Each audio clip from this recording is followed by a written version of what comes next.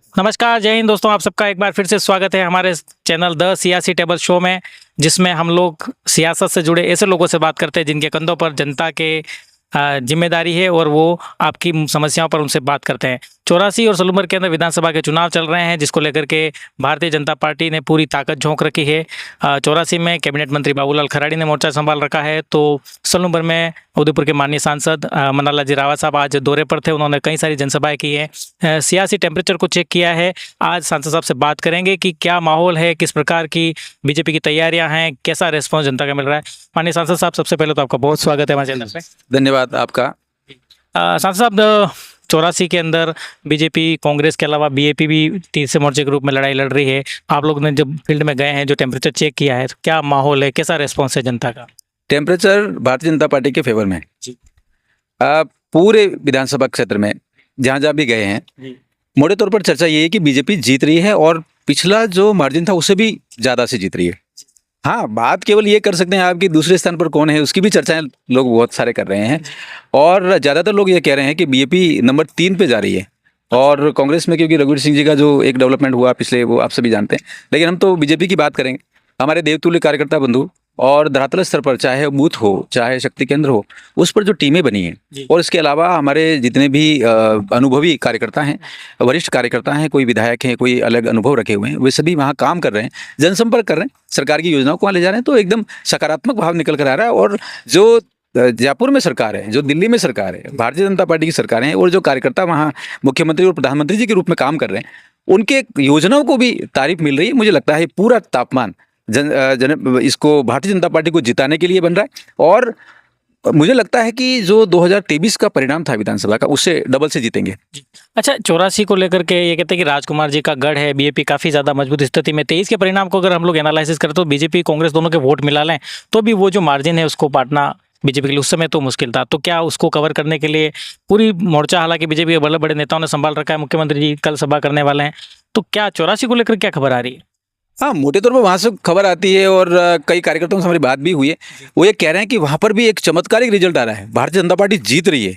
और वो इसलिए कि जो बीजेपी का एक जो एजेंडा था, एक भ्रामक एजेंडा था, ये कह दें चाहे वो आईपीसी के बारे में हो, आदिवासियों पर आईपीसी लागू नहीं होती। कभी वो कहते हैं आदिवासियों की राजनीति, लेकिन आदिवासी बेटी को जब राष्ट्रपति बनती है तो उसको वोट नहीं देते हैं। कभी ये कहते हैं युवाओं के लिए हम लोग काम करेंगे, तो पता चलता है कि युवाओं को तो काकरी डूंगरी पे गोली चला के 2 युवाओं को वहाँ उनकी डेथ हो गई। और क्षेत्र में भी देखा होगा, माता बहनों की जो है इज्जत को उछाला गया है। मानगढ़ पर भी आपने देखा भगवती बिल के साथ क्या हुआ। और पत्थरबाज जिस ढंग से काम करते हैं, यहाँ तक कि वहाँ के जो नेता हैं बीजेपी का, अपने आप को जो सर्वे सर्वा मानते हैं, उनकी सभा में से युवा निकलता है, सड़क पर निकलने के बाद पत्थरबाजी शुरू कर देता है। ये सारी चीज़ों को जनता ने देखा है और 84 की धरातल पर ये देखा है कि पिछले 5 साल बहुत दुखद गए हैं, कोई विकास नहीं है और वहाँ का जो आम नागरिक है वो रोजगार के लिए पलायन कर रहा है और रोजगार पलायन बहुत बड़ा है। यहाँ तक कि छोटा मोटा वहाँ एमएसएमई, जिसको छोटा उद्योग कहते हैं, वो वहाँ काम करता है, वो भी पलायन हुआ है, निवेश कहीं आ नहीं रहा है। इसको लेकर सब लोगों के मन में आक्रोश है, सर्व समाज 100%। और ये कभी कभी ये लगता है कि ये सनातन धर्म संस्कृति परंपरा को गालियाँ देते हैं, आदिवासी संस्कृति को गालियां देते हैं, ये सारी चीजें भी नजर आई हैं। और एक छोटा सा एक उन्होंने ग्रुप पकड़ा है, जिसको हम कहेंगे कि एक एवेंजिकल जो इकोसिस्टम है, जिसमें कट्टरवाद है, जिसमें धर्मांतरण है, उस इकोसिस्टम को सपोर्ट करते हुए नजर आए। ये जब बातें जनता के सामने रखी हैं तो मुझे लगता है कि ये लोगों के दिमाग में जचा है कि हाँ, ये ठीक नहीं है, ना विकास के लिए ठीक है, ना सामाजिक संस्कृति के लिए ठीक है, सामाजिक संतुलन के ठीक नहीं है, और दूसरा सामाजिक समरसता जो अनंत काल से चल रही है उसके लिए भी ठीक नहीं है। तो ये सारी चीज़ें देखते हुए ऐसा वहाँ से समाचार लगातार आ रहे हैं कि वहाँ बीजेपी जीत रही है बहुत अच्छे से और बीजेपी की हालत खराब है। अच्छा, आपके और सांसद राजकुमार रोज जी के बीच में एक वाक युद्ध चलता है, आप उधर से कुछ बोलते हैं, उधर से वो आक्रमण करते हैं, तो लगातार ये वाक युद्ध चल रहा है। सांसद राजकुमार जी से बात करते हैं तो वो कहते हैं कि बीजेपी के पास कोई विकास का एजेंडा नहीं है। वो कहते हैं विकास कर देंगे, विकास कर देंगे। विकास क्या करेंगे, ये उनसे 4 शब्द पूछेंगे तो उसकी परिभाषा भी उन बीजेपी वालों को नहीं आएगी। तो विकास का कोई एजेंडा नहीं है, केवल भड़काना चाहते हैं, धर्म की राजनीति करना चाहते हैं। हम आदिवासी हैं, हम हिंदू धर्म माने, कोई सा भी माने, बीजेपी को क्या प्रॉब्लम है, ये उनका कहना है। तो उसको लेकर के कैसे आप काउंटर करेंगे? यही तो भ्रामक एजेंडा है जी। सबका साथ, सबका विकास, सबका विश्वास और सबका प्रयास। ये जो नारा है, केवल नारा नहीं है, ये अभियान है, ये चिंतन की पद्धति है। इसको लेकर आपने देखा होगा कि पूरे क्षेत्र में विकास की गंगा किसी ने बहाई है तो वो भारतीय जनता पार्टी में। मैं छोटा सा उदाहरण बताता हूँ आपको। मेरा एक छोटा सा कार्यकाल है 4-5 महीने का। उस दौरान हम एक मुद्दा लेकर माननीय मुख्यमंत्री जी के पास गए कि आदिवासी अंचल में जाखम डैम है, और जाखम डैम का पानी बारिश के दिन में जब डैम भर जाता है तो बह के समुद्र में चला जाता है, किसी काम नहीं आता। क्या हम उसको जयसमंद के साथ जोड़ सकते हैं? आप कल्पना कीजिए, उस बात को माननीय मुख्यमंत्री जी ने बहुत अच्छे से लिया और उसको बजट में शामिल किया। 7,100 करोड़ की परियोजना है। कल्पना कीजिए कि धरियावद, सलूम्बर, उदयपुर ग्रामीण, उदयपुर और खेरवाड़ा के जो क्षेत्र है उसमें जो भूमि का जल है वो ऊपर आएगा, भूजल ऊपर आएगा, सिंचाई का जो एरिया है वो भी बढ़ेगा, कमांड एरिया बढ़ेगा, फसलें कितनी होंगी आप देखिए। ये हजारों साल के लिए एक बड़ा सौगात होगी। ऐसे बहुत सारी काम हैं जिसको लेकर हम लगातार बात करते हैं, लेकिन हमारे लिए ये भी महत्वपूर्ण है कि जो सामाजिक संतुलन है क्षेत्र में, कानून व्यवस्था वो भी बनी रहनी चाहिए। लेकिन इन दोनों बातों को चैलेंज किसने किया? ये बीजेपी ने किया। उनको क्या लेना देना मेरे जैसे एक साधारण से हिंदू समाज के आदिवासी व्यक्ति के लिए? उनको क्या लेना देना? मुझे बार बार वो ये कहते हैं, आदिवासी हिंदू ने, क्यों कहते हो जी, तुमने कोई ठेका ले रखा है?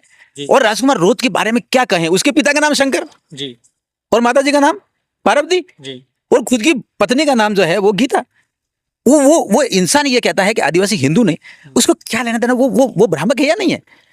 वो कहाँ का प्रिंस है यार? वो कहाँ का राजकुमार है? उसको सोचना चाहिए। अच्छा, मोटी बात है कि अगर आप जनप्रतिनिधि हैं, आपको ये तो नहीं दिया, आप मठाधीश थोड़ी हो जाते हैं। समाज की जो सामाजिक मूल्य, सिद्धांत है, संस्कृति, उसको तय करने के मठाधीश थोड़ी हो जाते हैं। आपका पार्लियामेंट्रियन लाइफ है, उसमें जाके आप अच्छी विधि बनाओ और विधि लागू नहीं होती, कहीं गड़बड़ियां, उसको उठाओ ताकि विकास की बिल्कुल बात नहीं करते। वो केवल और केवल एवेंजिकल फोर्सेस अर्थात जो कट्टरवाद और धर्मांतरण है, केवल उनकी राजनीति कहते हैं। मैं आपको गणित में समझाऊं इस बात को। अगर पूरे क्षेत्र में 1% या 2% या 3% जनजाति समाज के लोग हैं, वो किसी और मत को मानते होंगे, वो धर्मांतरित हुए होंगे, ऐसी संभावना है। लोग बात करते हैं जिसमें क्रिप्टो भी शामिल है। वो केवल 3% की बात करता है। क्यों? क्योंकि जो हिंदू समाज का आदिवासी बंदा है, मेरे जैसा साधारण सा बंदा है, उसको वो रोज गालियां देते हैं। आदिवासी हिंदू ने ये कहां से लाया एजेंडा?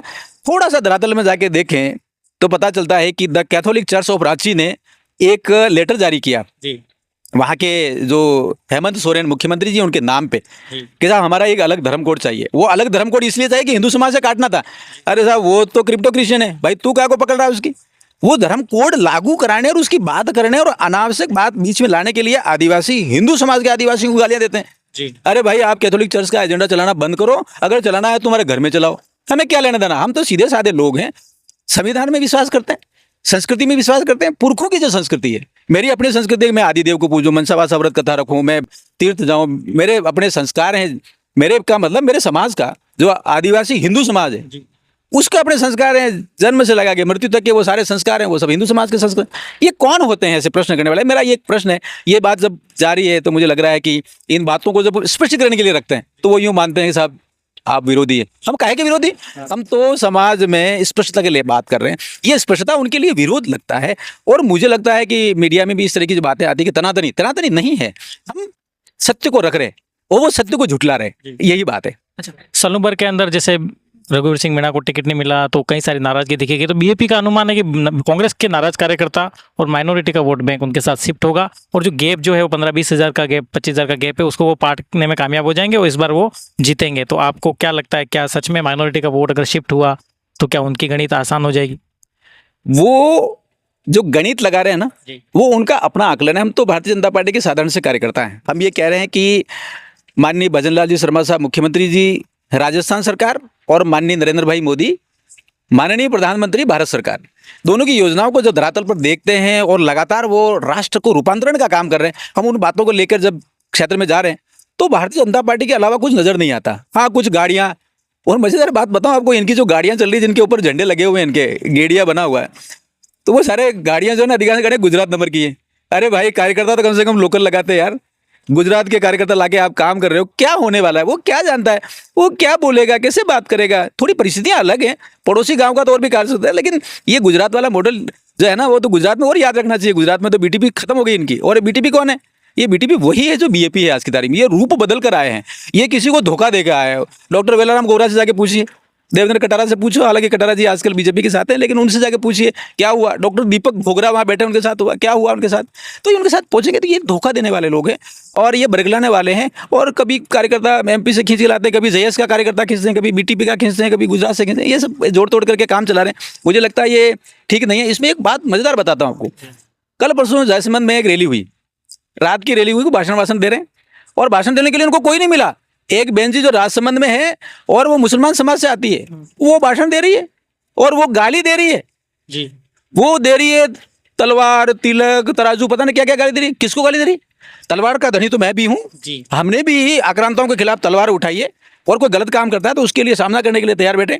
इसका मतलब मुझे गाली दे रहा जी है ना। वो आज क्यों लाया इसको उधार की एक पार्षद को वहाँ राजसमंद से? वो इसलिए लाया कि इनके पास जनजातीय समाज का जो युवा है वो समझ गया है कि ये लोग भ्रामक हैं, वो छोड़ के चला गया, इसलिए मुसलमान समाज की एक लड़की को लाके भाषण दिलवा रहे हैं। और ऐसा कैसा इनके कार्यकर्ता में देखो, कभी कोई राष्ट्रीय प्रवक्ता है, कभी कौन है, ये सारे सारे मुसलमान समाज से लेके आए, और अंदर ही अंदर ये सारा मामला, मतलब अब कुछ कहूंगा तो और बखेड़ा खड़ा होगा कि ये सब धर्मांतरण का खेल है, जी। नाटक है। क्यों? हिंदू समाज को गाली दो और खुद को तारीफ करो। किसकी तारीफ कर रहे हैं ये? अच्छा ये किसकी तारीफ कर रहे हैं? ये सारा आयातित विचार है और राष्ट्रीय विचार है। जी मेरी संस्कृति को छेड़ने का, मेरे समाज की संस्कृति और जो सामाजिक संतुलन उसको छेड़ने का अधिकार किसने दिया? तो इसलिए दिया कि ये वहाँ से इनका कुछ पैसा वैसा आता है, जुगाड़ वुगाड़ होता रहता है, अपने आकाओं को खुश करने के लिए यहाँ लाके बदमाशी करते हैं, बकवास करते हैं। मुझे लगता है इस कारण जो है पूरा वातावरण भारतीय जनता पार्टी के समर्थन में है, और राजकुमार रोज का मुझे लगता है अब इतिहास गर्त में जा रहा है और खत्म हो रहा है। अच्छा, सलूम्बर के प्रत्याशी को लेकर के बड़े सवाल उठते हैं कि कम पढ़े लिखे हैं, थोड़ा एक्सट्रोवर्ट नहीं है, बोलते नहीं है, मीडिया का सामना नहीं कर सकते। तो ये बार बार जोर जोर से सवाल बीजेपी के लोग उठाते हैं उनकी सभाओं में कि ऐसा प्रत्याशी है जो पढ़ नहीं पाता, शपथ नहीं ले पाते, तो विधानसभा में जाके आपके मुद्दे क्या उठाएंगे? तो आपको लगता है कि कहीं थोड़ा चूक हो गई है बीजेपी से, या ठीक है कैंडिडेट? हमारा कैंडिडेट 2 बार का सरपंच और नगर पालिका का सभापति रहा हुआ, ऐसा काबिल प्रत्याशी जिनको जनता की भावना से कैसे रूबरू होना, कैसे उनसे बात करना वो पता है। दूसरा, नगरीय क्षेत्र में कैसे काम होते हैं, यही तो पूरा लोकतंत्र है। इन दोनों को यदि मिला देते हैं तो भारत के लोकतंत्र का धरातल है। तो हमारा कैंडिडेट काबिल है, हमारा कैंडिडेट पूरा अनुभव रखता है कि जनता में कैसे बात करनी है। महत्वपूर्ण ये भी है कि उनके पास कोई मुद्दा नहीं है जी। वो केवल एक भ्रम फैलाना चाहते हैं, और इनको इतना भी अक्ल नहीं है, मैं ये कहूँगा, कि बुजुर्गों से कैसे बात करने, कैसे सम्मान के साथ बात करनी। वो तो इनके माता पिता को भी गाली देते हैं, जो तो अपने आप को हिंदू समाज के माता पिता को ये कहते हैं आदिवासी हिंदू नहीं। तो इन लोगों से क्या उम्मीद कर सकते? मुझे लगता है कि भारतीय जनता पार्टी का निर्णय एकदम सटीक है, क्षेत्र के विकास के अनुरूप है, मनोविज्ञान के अनुरूप है, प्रशासनिक अनुभव और राजनीतिक अनुभव रखने वाला है। जनजातीय समाज का एक ऐसे परिवार से हमारा कैंडिडेट आता है जो पूरे क्षेत्र में, क्योंकि माननीय अमृत जी भाई साहब का पूरा संपर्क था जी। उस संपर्क में उनकी भागीदारी, वो जानते हैं कि किससे के साथ कैसे बात करने, कौन सा कहाँ है। तो ये जो हमारा कैंडिडेट है वो एकदम परफेक्ट है। और मजेदार बात ये है कि राजकुमार रोहत और उनकी पार्टी को आप बता दें कि भारतीय जनता पार्टी 35,000 से ज़्यादा वोटों से सलूम्बर से जीत रही है, और ऐसे में उनको कोई मुद्दा नहीं मिल रहा था कि थोड़ी मतलब गलत बात कह रहे हैं, अपशब्दों का प्रयोग करें। अच्छा, अपशब्दों का प्रयोग करना उनके स्वभाव में, वो ऐसा सोशल मीडिया पे लोगों को बोलते रहते हैं, इनके भाषणों में बोलते रहते हैं।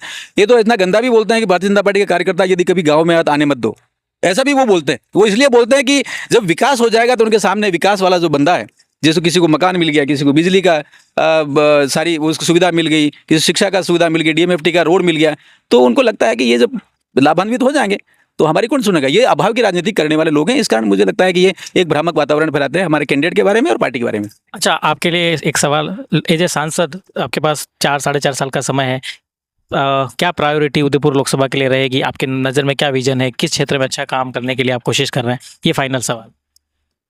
हमारे माननीय प्रधानमंत्री जी, हमारे राष्ट्रीय नेतृत्व, एक ही सपना है। वो सपना ये है कि विकसित भारत 2047 का सपना। जब 2047 तक की यात्रा करनी है तो हमें हर रोज काम करने के लिए निर्देश हैं, जिसको बोलते हैं 24/7 रोज काम करना है। क्या काम करना है? वो जो कांग्रेस नहीं कर पाई, वो जो कांग्रेस ने अभाव का एक टापू बना के गांव को छोड़ दिया, क्योंकि उनके हिसाब से भी यही था कि अगर अभाव में रहेंगे तो हमें वोट देते रहेंगे।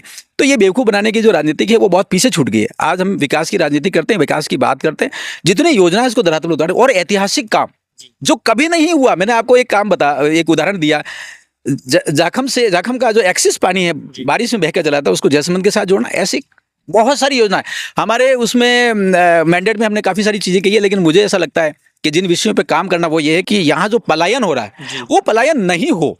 इसके लिए A to Z जो कुछ भी करना पड़े उसके लिए हम तैयार बैठे हैं। मुझे लगता है एग्रो फॉरेस्ट्री की बहुत संभावना है, लेकिन ये सारे काम जब हम करेंगे तो सरकार, संगठन और हमारे यहाँ के जो MLA हैं उनके साथ मिलकर करेंगे, और जयपुर और दिल्ली दोनों जो सरकारें उनका पूरा समर्थन है। क्या कुछ करना है आप लिखित में लाइए, प्रस्ताव दीजिए और उसके बाद ले जाइए। ऐसा मुझे लगता है हम थोड़ा दमखम के साथ पूरे क्षेत्र की समस्याओं को रखेंगे, चाहे शिक्षा हो, चाहे स्वास्थ्य हो, चाहे सड़क हो, चाहे सार्वजनिक परिवहन हो, और युवाओं का कैसे उनका कौशल विकास हो, कैसे उनको स्थानीय स्तर पर रोजगार मिले, इसकी बहुत और अथाह संभावना, उन सभी पर बात करेंगे। और ये एक यात्रा है। मुझे लगता है कि हम दिन रात काम करेंगे तो भी काम कम पड़ेगा, लेकिन क्षेत्र में जो अभाव रहा है उस अभाव के निराकरण के लिए हम दिन रात काम करेंगे। अच्छा, वोटिंग से ठीक 2 दिन पहले अगर 84 और 16 उम्र की जनता को एक मैसेज देना हो तो क्या कहें? एक ही अपील है। वो अपील ये है कि एक सरकार माननीय भजनलाल जी शर्मा साहब के नेतृत्व में जयपुर में काम कर रही है, ऐतिहासिक बजट लेकर आई है और एक रास्ता बनाया है कि हाँ, हम राजस्थान की कायाकल्प करेंगे, अनुसूचित क्षेत्र में सारे काम करेंगे जो अधूरे रह गए। और दूसरा, दिल्ली में माननीय प्रधानमंत्री जी के नेतृत्व में जो सरकार काम कर रही है, उन्होंने कहा है कि हम 2047 तक की यात्रा है और इसको अमृत कालखंड में हमें सारी समस्याओं का निराकरण करेंगे। ऐतिहासिक फैसले हो रहे हैं और हम अनुसूचित क्षेत्र में बैठे हैं। आपको बता दूं, धरती आबा बिरसा मुंडा जनजातीय उन्नत ग्राम अभियान जो 80,000 करोड़ रुपए का चलाया है, मुझे लगता है उसमें पूरे क्षेत्र की सारी समस्याओं का समाधान है। उसको लेकर हम आगे बढ़ रहे हैं।